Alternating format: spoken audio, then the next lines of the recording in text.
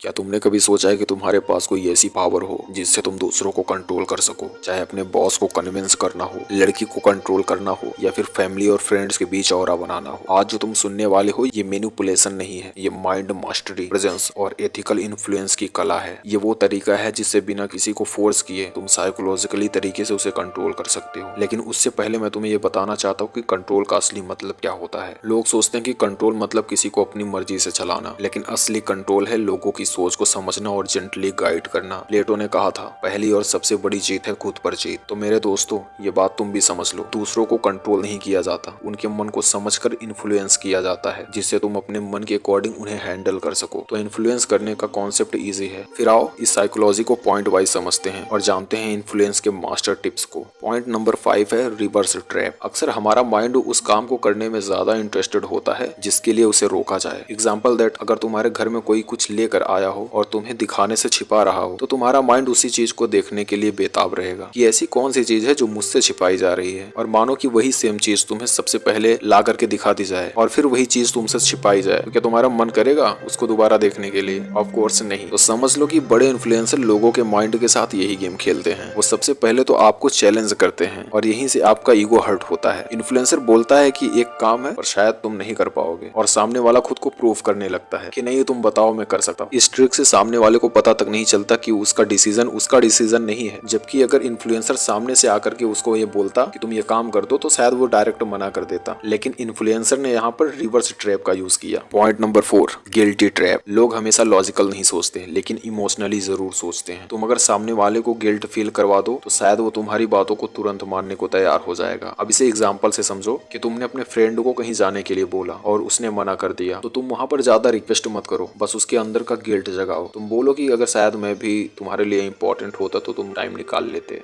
बस अब इतना सुनते ही उसके अंदर का गिल्ट अपने आप जाग जाएगा। फिर वो खुद तुमसे कनेक्ट होने की कोशिश करेगा। उसको अपने पर पछतावा जरूर होगा कि शायद उसने तुम्हारे इमोशंस को हर्ट किया है। वो खुद तुमको सॉरी बोलेगा। अब इसका फायदा ये होगा कि सामने वाला खुद ही अपनी गिल्ट की वजह से खुद को बदलने की कोशिश करेगा। Point number 3, master of choice. एक बात हमेशा याद रखो कि लोग कभी भी अपनी मर्जी से फैसला नहीं लेते, उनके फैसले ऑप्शनल होते हैं। तुम जब भी किसी इंसान को डायरेक्ट कोई काम के लिए बोलोगे तो शायद वो मना कर देगा या फिर नहीं करेगा, लेकिन जब तुम उसके सामने ऑप्शन रख देते हो तो चांस ज्यादा होता है कि तुम्हारा काम हो जाएगा। जैसे तुम किसी को डायरेक्ट बोलने के बजाय ऑप्शन दो कि भाई एक जगह चलना है, अभी तुरंत चलें या फिर 2 घंटे के बाद, भाई रोमिनोज चलें या पिज्जा हट। अब उसे लगेगा कि फैसला उसका है, लेकिन असली खेल तो तुम्हारा है। तुम उसको खुद कंट्रोल कर रहे हो। यही रूल अपनाते हैं बिजनेसमैन और सेलर्स, जैसे buy 1 get 1, buy 2 get 50% off. अब तुम लोग इसे ऑफर समझकर जो नहीं खरीदना होता उसे भी खरीद लेते हो, भले ही तुम्हें उसकी जरूरत प्रेजेंट टाइम पे हो या ना हो। Point number 2, emotional hijack. इंसान अपने ज्यादातर डिसीजन दिमाग से नहीं, इमोशन से लेता है। और अगर तुमने किसी को इमोशनली हाईजैक कर लिया तो तुम उतने ही अच्छे तरीके से उसको कंट्रोल कर पाओगे। जैसे इंसान गुस्से में गलत डिसीजन ले लेता है, ज्यादा खुश होने पर कोई वादा कर लेता है, या फिर ज्यादा सैड होने पर अपने ही बारे में किसी को कुछ बताने लगता है। इमोशनल हाईजैक का यूज ज्यादातर पॉलिटिशियन करते हैं। वो तुम्हारे इमोशन को ही कैच करने की कोशिश करते हैं और फिर तुम डर या फिर ज्यादा खुश होकर के या फिर गुस्से में उसके हाईजैक में आ जाते हो और यहीं से तुम्हारा वोट बदल जाता है। तो अगर तुम्हें भी किसी का दिमाग कंट्रोल करना है तो उसे सबसे पहले इमोशनल कंट्रोल करो।